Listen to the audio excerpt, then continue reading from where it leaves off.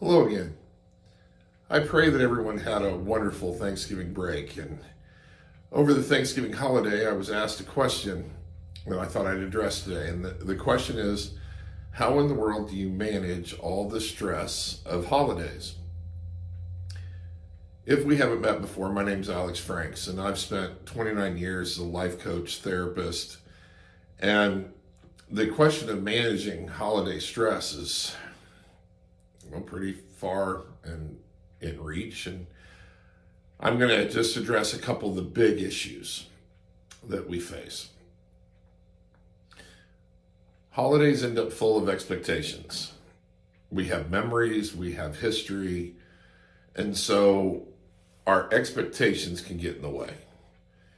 And so instead of expecting things to be perfect, instead of expecting a tree to look right, every piece of food be perfect, every gift be perfect, the house look exactly right, I spend enough time with my family, I spend enough time with my significant other's family.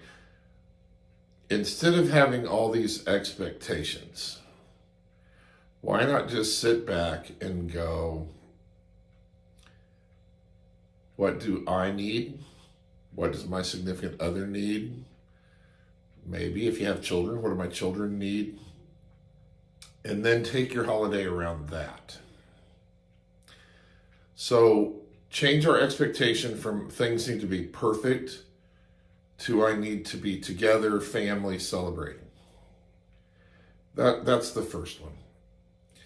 With expectation and managing that means you need to do a second thing, which is communicate openly, real, not holding things back. What I mean by that is usually when you're around your family in a big group, it's okay to hold back. I think it's very important to hold back. But when it's with your significant other in private and you're trying to figure out what a plan is for a holiday, what your expectations are for the holidays, man alive, please be real. Say what your needs are. Say the things. I don't feel I can spend more than this amount of time in one place. I don't think I can do this. I would rather do that.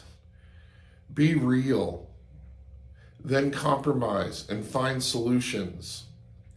Holiday stress ends up causing holiday fights, especially for couples and relationships. The goal is to celebrate the holiday, not have the holiday remind you that this is a time we have our most heated arguments every year. So communicate very clearly.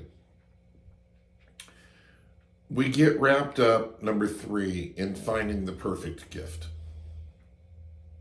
Having enough gifts. Gift this, gift that. What to get so-and-so, what to get so-and-so.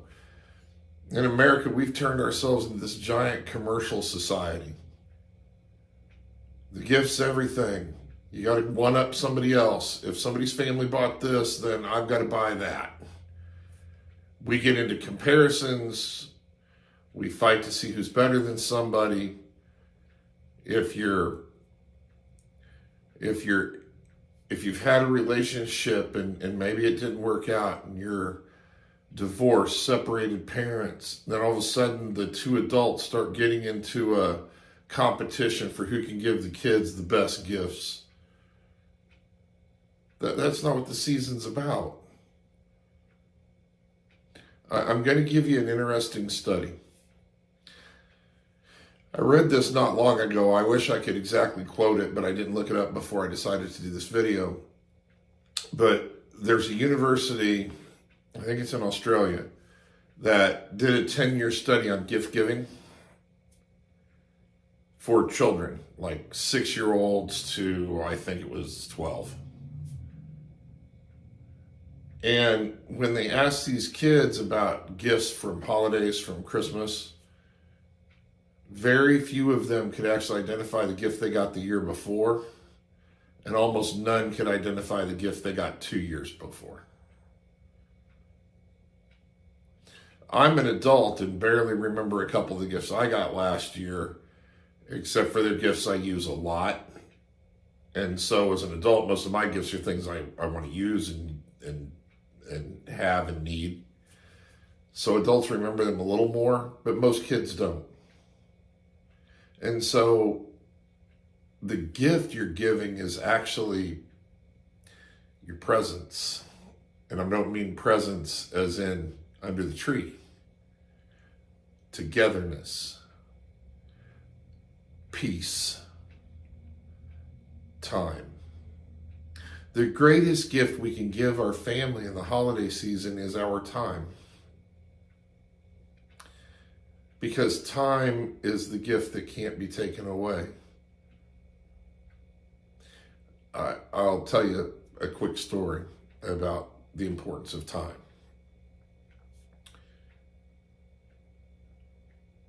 My parents divorced when I was very young. I think everything was finalized by the time I was 1. And I lived with my mom. And she passed away when I was 9.5. It's a hard memory around the holidays. And I only remember 2 presents ever that she gave me from Christmas. Now I realize I'm talking about times that are 50 years ago. But I only remember 2 presents. But I can tell you what I do remember. I remember the exact pajamas I was wearing, and I remember the exact clothes she was wearing when she sat me on her lap and read me a story. I can even remember the story. I can remember her laughing with me while we drank hot chocolate, sitting on the worst yellow chairs you've ever seen in your life. I have no idea how avocado green, brown, beige, and ugly gold yellow was a popular color combination. But once upon a time, it was the thing. I remember that. I can remember where the tree was. But I don't remember many gifts. I can remember us going and giving to people. Time is our gift. Togetherness is the gift. If you're so busy in this holiday season making it perfect, spending too much, not communicating with your significant other, not remembering that connecting with your loved ones and other people is the real gift, then you're going to be pretty stressed in the holidays. People don't remember stuff, but they remember love.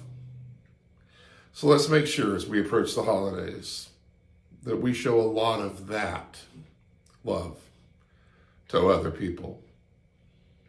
Because if you love somebody, you're going to give them your time. And if you love somebody, you're going to communicate clearly. And if you love somebody, you're going to have the right gift anyway, no matter if it costs almost nothing or whether it had great money value. Time is your ultimate gift when you couple it with love. So remember, we're here to serve others, care deeply, love our people. And if you've got a question, why not ask?